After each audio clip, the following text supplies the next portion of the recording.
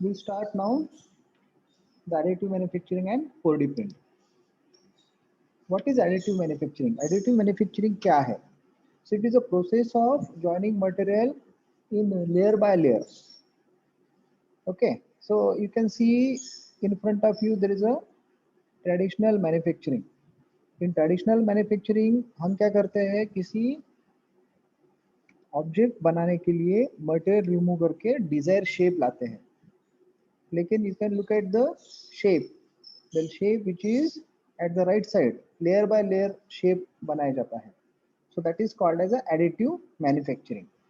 Additive manufacturing से हम अलग अलग टाइप की शेप्स, सॉलिड हो या फिर हॉलो शेप से, विदाउट एनी एडिशनल मटेरियल, जितना मटेरियल लगता है उतना ही मटेरियल लेके हम एडिटिव मैन्युफैक्चरिंग से पार्ट बना सकते हैं. So what is the process? Process is very simple. We have to create some 3D model. 3D model को ट्रांसफर कर दो, 3D प्रिंटर पे डालो, 3D प्रिंटर पे मटेरियल प्रोसेसिंग और लेयर सिलेक्ट करो एंड फाइनल प्रोडक्ट बना दो. So this is the simple method. In this method we are not going to use any raw material, जैसे कि हम ट्रेडिशनल मैन्युफैक्चरिंग में करते हैं. ट्रेडिशनल मैन्युफैक्चरिंग में क्या करते हैं, हम रॉ मटेरियल देते हैं, रॉ मटेरियल से उसको मटेरियल रिमूव करके फाइनल प्रोडक्ट बनाते हैं. लेकिन इसमें ऐसा कुछ नहीं करेंगे. इसमें क्या करेंगे, directly we are using additive manufacturing, layer by layer उसको बनाएंगे. तो होता कैसे है, in front of you there is a simple video which shows the manufacturing layer by layer. यहाँ पे हमने एक प्रोडक्ट बना रहे हैं, एक सिंपल स्कल्पचर है, ह्यूमन स्कल्पचर है, उसे हम लेयर बाय लेयर बना रहे हैं by using wire. You can see the wire भी ऊपर से देख सकते हो आप. So the wire is going to drawn layer by layer complete object. यहाँ पे प्रिंटिंग जैसा टेक्निक यूज किया है. So that's why it is called 3D printing. 3D printing क्यों बोलते हैं उसको, because here layer by layer just like a 2D printing, here it is a 3D printing. 3D printing में हम क्या कर सकते हैं, we can use any type of material. अभी आपके पास जो है, आपके सामने जो है, वहाँ पे हमें दिख रहा है कि एक प्लास्टिक का वायर यूज किया है. So this is very basic technique. लेकिन सिर्फ प्लास्टिक से ही बना सकते हैं क्या, या फिर दूसरा कुछ मटेरियल ले सकते हैं, that also will see.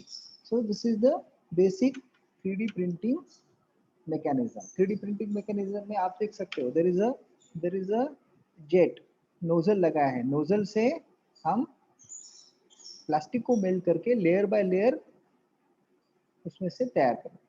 Okay, so you can create any shape of your component का शेप कुछ भी हो सकता है.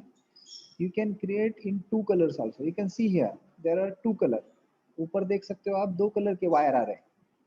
2 कलर के वायर आ रहे हैं, 2 कलर के उसमें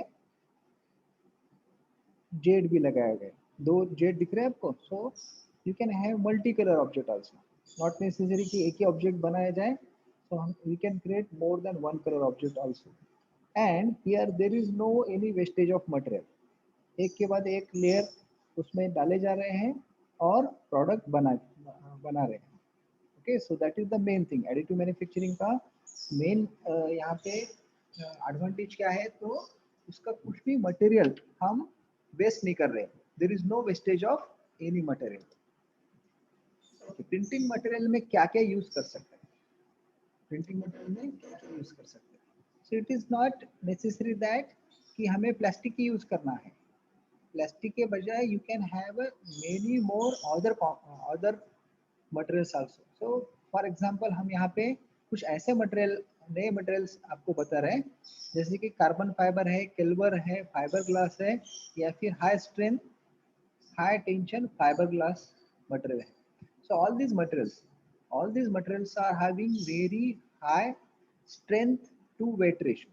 इसका मतलब क्या है, हाई स्ट्रेंथ वेट रेशियो, इसका मतलब है उसे हम कम वेट में ज़्यादा स्ट्रेंथ वाले मटेरियल बना सकते हैं, ज़्यादा स्ट्रेंथ वाले मटेरियल यहाँ पे बना सकते हैं. Okay, so in addition to that, ये तो हमने आपको मेन इम्पोर्टेंट कुछ मटेरियल बता दिए, लेकिन you can use our traditional material also, उसमें स्टील, कार्बन या फिर आपका कॉपर तक भी हम ले सकते हैं। Okay, so what is disadvantage and advantage? So there is a freedom of design, कुछ भी आप शेप ले सकते हो। नो कॉम्प्लेक्सिटी, कॉम्प्लेक्सिटी का कुछ सवाल नहीं है क्योंकि लेयर बाय लेयर बनाना है। एलिमिनेशन ऑफ टूलिंग, कुछ टूलिंग लगते नहीं। लाइट वेट डिजाइन है। एलिमिनेशन ऑफ प्रोडक्शन स्टेप, एक के बाद एक 4-5 स्टेप बनाने की जरूरत नहीं, you can have only single step. लेकिन इसके डिसएडवांटेज भी है, ये बहुत स्लो बिल्ड प्रोसेस है, स्लोली बिल्ड हो सकता है, प्रोडक्शन कॉस्ट ज़्यादा आ सकता है क्योंकि हमारे नंबर ऑफ प्रोडक्ट्स जो बनने वाले हैं it is limited. Discontinuous production process, एक के बाद एक बनाना पड़ेगा आपको। दो अलग अलग पार्ट्स है जो असेंबल कर रहे हैं, उसको एक के बाद एक करना पड़ेगा। So you can not create two parts at a time. So limited component size. So जैसे कि आपने देखा कि प्लास्टिक प्रिंटर जो अभी अवेलेबल है it has a component size limitation, बहुत बड़ा कंपोनेंट है, उसको बना नहीं सकते अभी। सो these are some disadvantages. Applications. So your uh, additive manufacturing component are having application in all different areas: automotive, aerospace, biomedical and consumer goods. ये तो बेसिक हो गए। In addition to that there are n number of applications. अभी जैसे जैसे उसमें development हो रहा है, this is very new area. ये न्यू एरिया होने की वजह से क्या हो रहा है, यहाँ पे अलग अलग टाइप के मैन्युफैक्चरिंग प्रोसेसेस इन्वेंट हो रहे हैं और उसके हिसाब से हम ज़्यादा से ज़्यादा उसको एप्लीकेशन में यूज कर रहे हैं। So this is all about 3D printing और additive manufacturing. So this are some applications you can see. Tooling and picture design करना, एंड यूजर पार्ट डिजाइन करना, सो प्रोटोटाइप्स है, ड्रोन है, ऑटोमोटिव पार्ट है, या फिर हमारे कुछ आर्टिफिशियल लेग और आर्टिफिशियल बॉडी कंपोनेंट भी, जहाँ पे वेट का बहुत ज़्यादा सावधानी से उपयोग करना पड़ता है क्योंकि हम किसी ह्यूमन पार्ट का या फिर किसी ड्रोन का पार्ट बनाते हैं, देन जितना कम से कम वेट उसका हो उतना हमें ज़्यादा फायदा मिलेगा। सो स्ट्रेंथ कम करने का नहीं है, strength should be same, strength same रखना है लेकिन उसका वेट कम करना है। So that is the main motive behind this 3D printing और additive manufacturing. Now additive manufacturing process अलग अलग टाइप के, कैसे कैसे टाइप से हम देख सकते हैं, कितने कितने टाइप के एडिटिव मैन्युफैक्चरिंग हो सकते हैं। So these are the different additive manufacturing processes. We'll see one by one all. So first one is stereolithographic process. Stereolithographic process में करते क्या है? So we are having a complete photoresin tub. जो जो material हमें raw material बोल के use करना है उसका पाउडर एक येलो कलर से दिखाया गया है, वो टब में हमें यूज करना है। So there is a platform, you can see Y platform. Y platform पे हमें जो कुछ भी बनाना है उसको वहाँ पे रखना है। Okay, so there is a one kind of photoresin. Photoresin को क्या करेंगे हम, फोटोरेजिन को हमारे ऑब्जेक्ट के ऊपर डालेंगे और उस ऊपर से लेजर से उतना ही एरिया गर्म करके सॉलिड कर देंगे। So one by one, layer by layer how it can be form, हम यहाँ पे इजीली देख सकते हैं। You can C now this is the technique. हमने पाउडर जो है पाउडर ऊपर लगा दिया है, ऊपर से लेजर आ रहा है। So there is a laser, laser से हमें वो शेप मिल जा रहा है। You can again and again see, हमारा प्लेटफॉर्म नीचे जा रहा है, प्लेटफॉर्म नीचे जाने के बाद पाउडर उसके ऊपर, जो पाउडर जो है वो उसके ऊपर डाला जा रहा है, लेजर से उसको सॉलिडिफाई कर रहे हैं, उसको गर्म करके ठंडा करते रहे। So this is called stereolithographic process. तो stereolithographic process in which we are using powder, powder use करके उसको लेजर से गर्म करके हम उसको सॉलिड बना दे रहे हैं।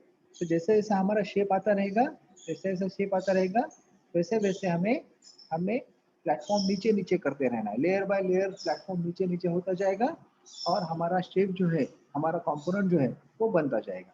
So this is called as a photopolymerization or stereolithography process. So this is one method. ये मेथड से हम हमारा मैन्युफैक्चरिंग कर सकते हैं. दूसरा मेथड हमने देखा था अभी जस्ट, हमने देखा था कि मटेरियल जेटिंग. मटेरियल जेटिंग से हम क्या कर सकते हैं, मटेरियल जेट करके उसको अल्ट्रा वायलेट किरणों से उसको क्योर कर सकते हैं या फिर उसको ठंडा कर सकते हैं. So this is the method. इसमें क्या होता है, हमारा जो मटेरियल हम डालते हैं और उसको यूवी रेस से क्योर करते हैं. तो यूवी अल्ट्रा वायलेट रेस से उसको ठंडा करते रहते हैं, so that again and again you can go for a new layer by layer उसको करते रहते हैं. So this is material jetting system में हम मटेरियल एक के बाद एक डालते रहते हैं और उसको अल्ट्रा वायलेट रेस से उसको क्योर करते रहते हैं, उसको फिर से ठंडा करके सॉलिड कर सकते हैं. So this is a binder jetting. Binder jetting में क्या होता है, we are using liquid adhesive मतलब Fevicol. So we are using that liquid adhesive. उसको लिक्विड एडिजिव डालेंगे, उसके ऊपर से पाउडर डालेंगे, फिर से लिक्विड डालेंगे, फिर से पाउडर डालेंगे. So layer by layer such type of shape that we can form. इसमें आप देख सकते हो क्या यहाँ पे आपको शेप बनते हुए दिख रहा है. दैट शेप, उसके ऊपर से लिक्विड एडेसिव सप्लाई है. वो लिक्विड एडेसिव सप्लाई जहाँ जहाँ हमें लेयर बनाना है वहाँ पे ही लिक्विड एडेसिव डाला जाएगा और ऊपर से रोलर घुमाया जाएगा जिससे पाउडर जो है वो चिपकते रहेगा. Okay, so this is binder jetting. You can सी यहाँ पे हम देख सकते हैं. सो बाइंडर जेटिंग जो है, बाइंडर जेटिंग टेक्निक कैसे यूज होता है, ये हमारा प्लेन है, एडेसिव लगाया, एडेसिव के ऊपर से हमें यहाँ पे उसको क्योर करना है, उसको सॉलिडिफाई करना है. So this is adhesive binding. Adhesive binding से एडेसिव डाल के ऊपर से मटेरियल पोर कर देना है. सो such type of thing also we can do. इसमें मटेरियल जेटिंग में मटेरियल यूज करते हैं, यहाँ पे बाइंडर मतलब एडेसिव यूज करते हैं. Okay, so next is material extrusion. जैसा कि हमने सबसे पहले जो देखा था वो मटेरियल एक्सट्रूजन प्रोसेस था, जिसमें हमें जो ग्लोब या फिर ह्यूमन स्कल्पचर, प्लास्टिक का ह्यूमन स्कल्पचर जो हमने देखा था, उसमें हमने देखा था that is material extrusion. Material extrusion process में हमें क्या करना पड़ता है, so there is a roll of material. अब ये इसका मटेरियल कौन सा हो सकता है, it may be plastic, it may be steel, it may be anything. It is going to heat and it is going to spread over the object के ऊपर हीटिंग एलिमेंट से उसको गर्म करके नोजल से डाल के उसको लेयर बाय लेयर हम मैन्युफैक्चर कर सकते हैं. So this is metal extrusion process.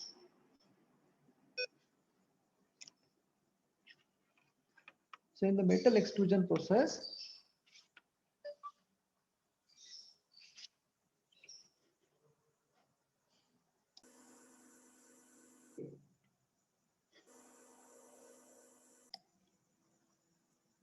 so this is the metal extrusion process. Metal extrusion process में होता क्या है कि मटेरियल मेल्ट करके डाला जाता है, जैसे हमने पहले इसमें देखा था.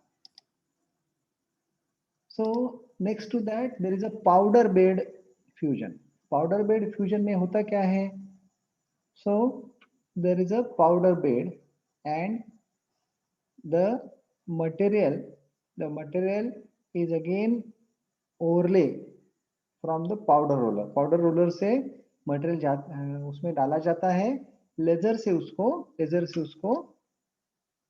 हर एक लेयर पे गर्म करके लेयर बनाया जाता है. So this is the powder bed fusion. Powder bed fusion में उसको लेयर डाला जाता है, लेजर से उसको बनाया जाता है. So this is the powder bed fusion. Powder bed fusion का प्रिंसिपल ऑलमोस्ट बाकी के इससे सिमिलर है. There is a few more methods, जैसा कि शीट में लैमिनेशन मेथड है, उसमें शीट जो है, material sheet is going to roll over the platform, जहाँ पे लेजर उसको कट करेगा और मेल्ट करके नीचे चिपका देगा, वहां से शीट निकल जाएगा। बाकी का शीट जो है वो सामने सामने फॉरवर्ड होता रहेगा। सो this is just like a punching. जैसा हम पंचिंग करते हैं, पंचिंग में कैसे करते हैं, थोड़ा थोड़ा शीट का पार्ट निकालते रहते हैं, वैसे ही यहाँ पे क्या होता है, लेजर उसको जहां जहां से शीट का मटेरियल निकालना है उसको गर्म करके नीचे चिपका देता है। So that is sheet lamination additive manufacturing. So there is a directed energy deposition also there. So there is a material, wire material is melt by using electron beam. Electron beam से जहां जहां हमको डालना है वहां वहां वो metal wire लेके जाके उसको इलेक्ट्रॉन बीम से मेल्ट करके उतना ही material layer by layer build किया जाता है। So this is all about different types of additive manufacturing. Additive manufacturing के है ये अलग अलग types होते हैं। Okay. So next to that we are going to see about the 4D printing. 4D printing is one more advanced thing as compared to our 3D printing. 3D printing में होता क्या है? 3D printing में हम इतना देख सकते हैं कि हमारा जो ऑब्जेक्ट है वो लेयर बाय लेयर बनाया जाए, लेकिन एक बार वो बन गया तो उसे हम चेंज नहीं कर सकते। लेकिन कुछ एप्लीकेशन में हमें ऐसा लगता है कि if there is a change in any variable, अब कौन सा वेरिएबल है, जो अलग अलग पैरामीटर जो है वो अलग अलग पैरामीटर चेंज हो गए, तो हमारा जो है हमारा मटेरियल भी वैसा बिहेव करना चाहिए। अब आप सोचेंगे ऐसा ऐसा क्यों लगता है, ऐसा कहाँ पे लगता है? So will take simple example. जैसा कि हमें पता है कि बहुत सारे जगह पे हमें मेडिकल फील्ड ले लो, medical field is the best example. आपको पता है कि किसी को हार्ट में ब्लॉकेज आ गए, तो वहाँ पे हमें हार्ट का जो ब्लॉकेज है वो सुधारने के लिए कुछ ऐसे स्टेन यूज करने पड़ते हैं, ऐसे कुछ स्टेन यूज करने पड़ते हैं जिससे जिससे हमें जिससे हमें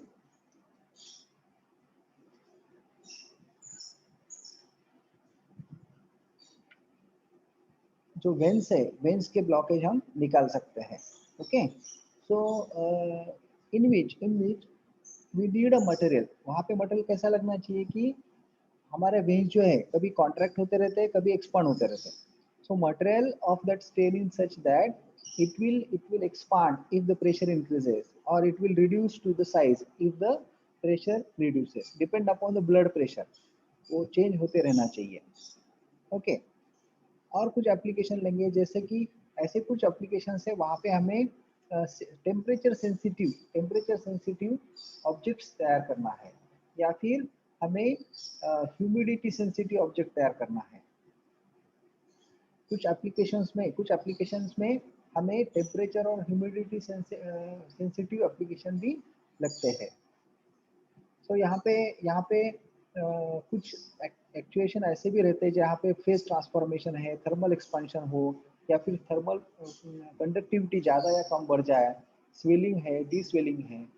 ये सब एप्लीकेशन में हमारा मटेरियल रिएक्ट करना चाहिए, हमारा मटेरियल उसके हिसाब से चलना चाहिए। So that is called 4D printing. 4D printing material क्या होता है कि जैसा टेम्परेचर कम हो गया तो उसको कॉन्ट्रैक्ट हो जाना चाहिए जैसा हमें होना है, या फिर टेम्परेचर बढ़ गया तो एक्सपांड होना चाहिए। So such type of things are there. So in this if you just see here, so there are different types of 4D printing. Fiber architectural हो, shape memory polymer है, और liquid crystal elastomer है, और combination of all is the next type। ठीक है।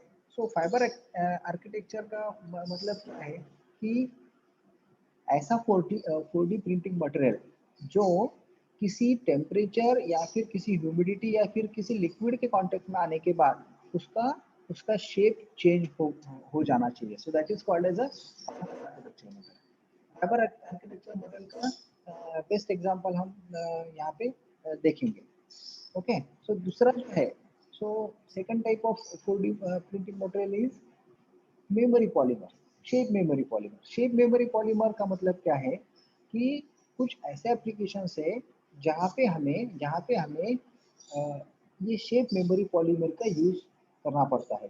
जैसे कि for example in the space application, हमें ऐसा एक बॉक्स बनाना है जो बॉक्स यहाँ से स्पेस तक जाने तक फ्लैट रहे, और स्पेस में जाने के बाद वो that particular paper is again reform into box. Okay, so ऐसा कुछ एप्लीकेशन हमें बनाना है। सो in that shape memory polymer can be useful in day to day life also। shape memory polymer हम अलग अलग सिस्टम में यूज कर सकते हैं। जैसा कि कुछ मेडिकल एप्लीकेशन है, फॉर एग्जांपल एक सिंपल एग्जांपल ले सकते हैं। किसी मरीज के पेट के अंदर कुछ फॉरेन पार्टिकल है, जैसा कि किसी बच्चे ने पिन इनहेल कर लिया, तो उसको जो है उसको निकालना है। तो हम क्या कर सकते हैं, we can use this shape memory polymer. वहाँ पे उसको शेप मेमोरी पॉलीमर से वो ऑब्जेक्ट को बाहर निकाल सकते हैं। So such type of things are possible nowadays. जैसा कि यहाँ पे हमने बताया था कि फाइबर आर्किटेक्चर का बेस्ट एग्जांपल देखो। So this is the material, ये मटेरियल का ऑलरेडी शेप उसको पता है। सो ये शेप जैसा ही हमने उसको पानी में डाला तो वो शेप ऑटोमेटिक यहाँ पे फॉर्म हो जा रहा है। So this is the memory fibre polymer. So यहाँ पे शेप मेमोरी उसको पता है कैसा पानी में डालने के बाद खुद शेप वो कर ले रहा है। Okay, so this is the example of our shape memory polymer and fibre architecture.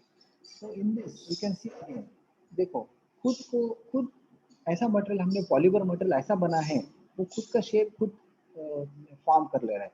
So where this type of application can be useful, ये एप्लीकेशन कहाँ कहाँ पे यूज कर सकते हैं। जैसे कि ऐसे कुछ हमारे बॉडी पार्ट्स है जो जब हम उसको प्रॉपर प्लेस पे लगाएंगे तो ही उसको शेप लेना है। जैसा कि नी रिप्लेसमेंट हो जाए या फिर कुछ ऐसे क्रिटिकल मसल्स है जो वहाँ पे जाने के बाद प्रॉपर शेप ले सके। So we can replace our human body part with this type of material। So again, in case of your different types of hinges which are used for the special purposes, such type of memory based memory shape memory polymers can be useful। You can see now this is the one spring। Now the spring, when it in contact with the water, it contracts। देखिए, जैसे कि this type of safety device can be useful in the remote location application। जैसा ही हमारे कुछ ऐसे safety operation हो सकते हैं, जैसे हमारे ऑटोमोटिव सेफ्टी ऑपरेशन में। तो सच type of materials can be useful. जैसे कि कहाँ से बारिश हो जाए तो कुछ इलेक्ट्रॉनिक पार्ट जो है बंद होने चाहिए। सो you can use this such type of spring there, so that whenever it is in contact with the water, it is going to stop the operation। So this is one more type of application। Liquid crystalline elastomer, liquid crystalline elastomer is one more type of elastomer। So this elastomer is also useful in very special purposes। तो इसका जो है इसका use कैसा होता है, it is used whenever we need to have a remote operation where there is a temperature may be high, where the temperature may be very low, और कुछ ऐसे सब्सटेंस है जहाँ पे ह्यूमन बीइंग या फिर हमारे remote other operation other machineries काम नहीं करती है, तो वहाँ पे क्या कर सकते हैं हम, लिक्विड क्रिस्टलाइन इलास्टोमर का यूज कर सकते हैं। You can C now. So this application जैसा किसी मेडिकल एप्लीकेशन में किसी को गॉल ब्लैडर स्टोन निकाल देना है, so you can use this, you can see how it is useful. उसके कांटेक्ट में आने के बाद खुद ब खुद वो मटेरियल अपना शेप बदल देता है। शेप बदलने से ग्रिप कर सकता है। So there is no any electronic, there is nothing is there, only the particular material itself takes a memory, and it is having self memory, and it is going to contract। Material क्या करता है, material उसके contact में आने के बाद contract करके उसको उठा लेता है। So this is called liquid crystalline. ये बेस्ट एग्जांपल है, you can see how it is going to lift the screw. Multi material 4D printing using liquid crystal elastomer. तो there are many more application, जैसा कि हमें पता है कि अभी आजकल ऐसे कुछ हमारे मोबाइल चार्जिंग सिस्टम आ गए हैं, ऐसे कुछ हमारे कुछ इंस्ट्रूमेंट चार्जिंग सिस्टम आ गए हैं जो कॉन्टेक्टलेस है। समझो किसी मोबाइल को चार्जिंग करना है, you can use a simple technique. Contact आने के बाद ही करंट ऑन होना चाहिए और चार्जिंग चालू होना चाहिए। So there is no need of any physical contact. Only you can use such type of material so that they will create a certain type of on or off application by using this LCE। One more thing, अभी हमें पता है जैसे कि हमारे muscle जो है, that muscle also having a number of operations, number of degrees of freedom। जैसे कि यहाँ पे आपको बताया गया है कि there is a human hand में बहुत सारे मसल्स है। सो muscles these are the biological component, जो those are hydrocarbons।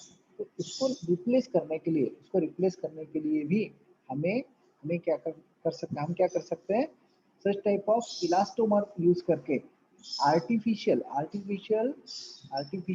मटेरियल से हम such type of fingers and muscles are also manufactured। Okay, so this is one type of application। so liquid crystalline elastomer के और अलग अलग component 4D printing में use कर सकते हैं। so there is one more application, you can see here how the strain is going to fit inside the van। so whatever strain is fit inside your vessel, जो किसी को heart का problem है तो वहाँ पे हम स्ट्रेन डालते हैं। so this is the strain, so it is a material, it is a such type of material which will take a shape of that vein।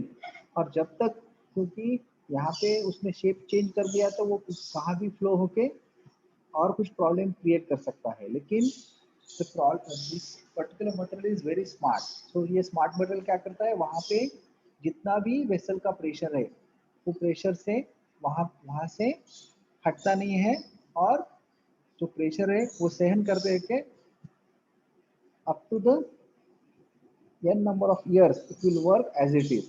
उसको कुछ भी दूसरा पावर सप्लाई या फिर एक्सटर्नल सप्लाई नहीं लगता है।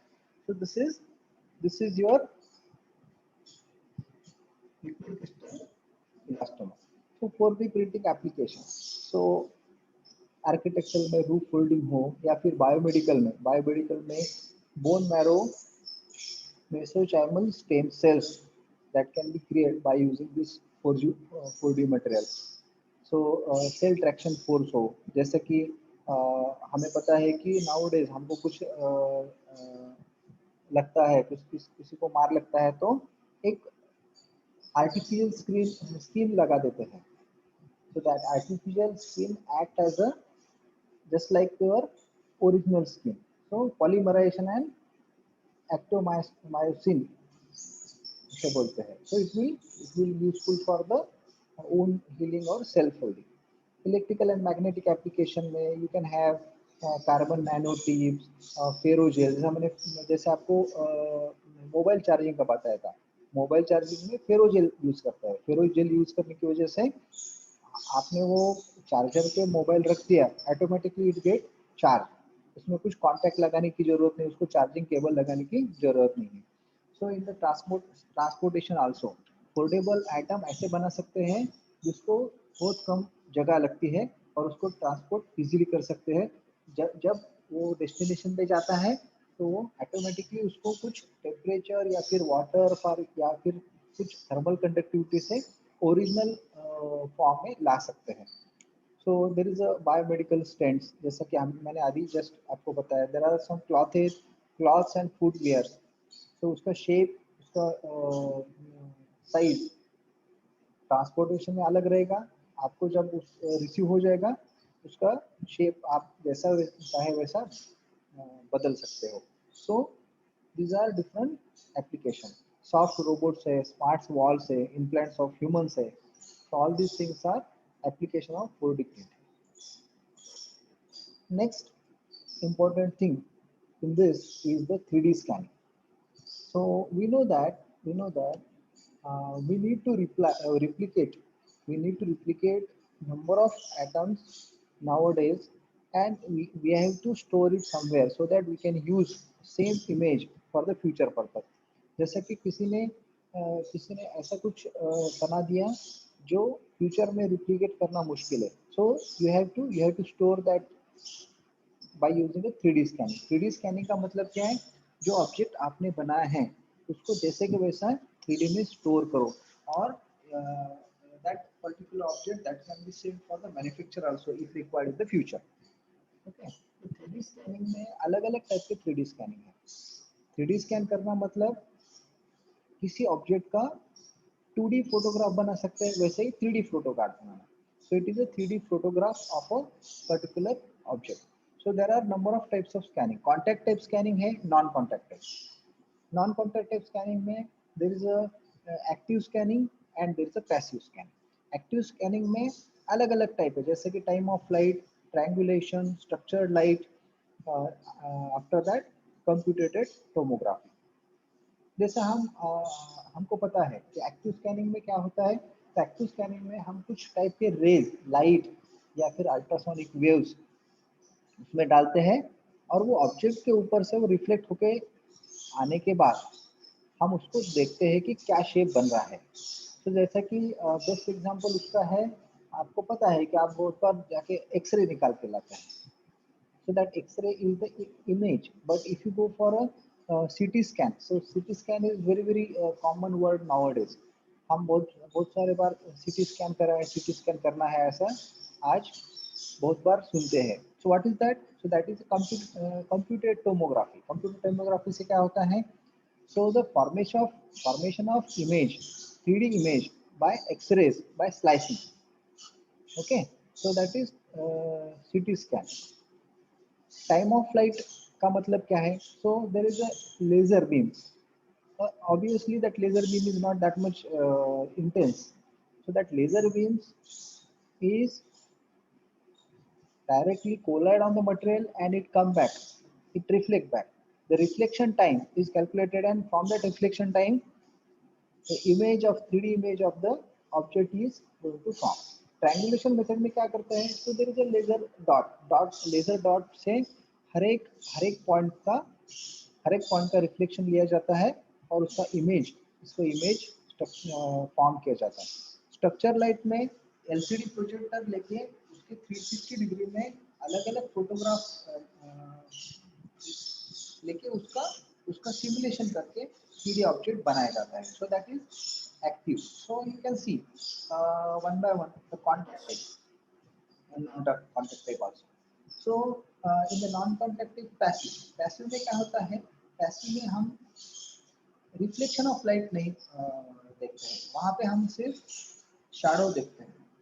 ओके, जैसा कि उसमें पैसिव, इसमें 3D, इसमें स्टीरियोस्कोपिक इमेज मतलब कि इल्यूजन, सिर्फ हमें शैडो से कुछ ऐसा लगता है कि यहाँ पे कुछ कम है या ज़्यादा है।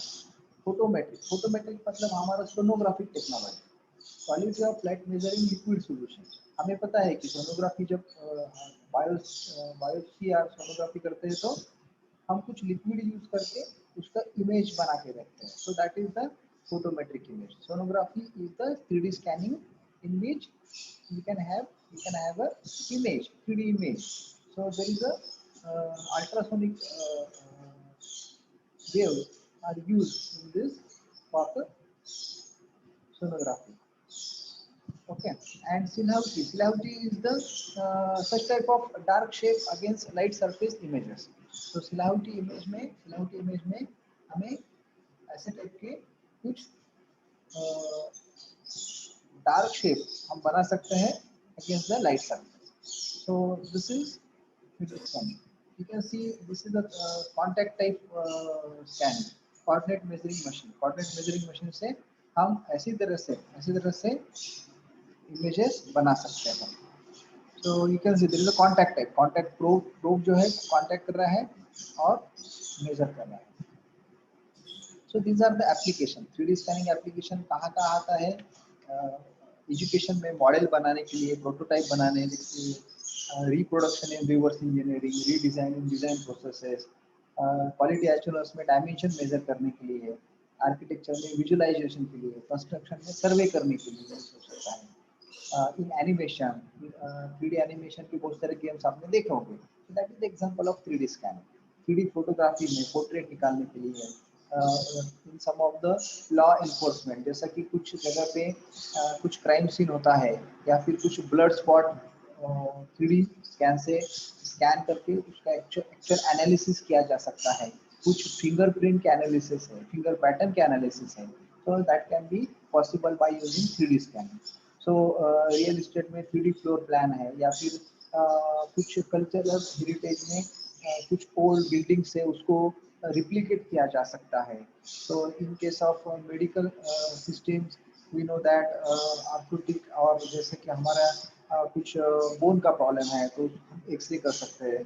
हमारा कुछ इंटरनल ऑर्गन का प्रॉब्लम है तो सोनोग्राफी कर सकते हैं, बायोस्कोपी कर सकते हैं. Dentist also using the same techniques of 3D scanning. आपको एक आपका कुछ दांत गिर गया तो उसको रिप्लिकेट करके यहाँ पे 3D स्कैनिंग से बना सकते हैं. So this is all about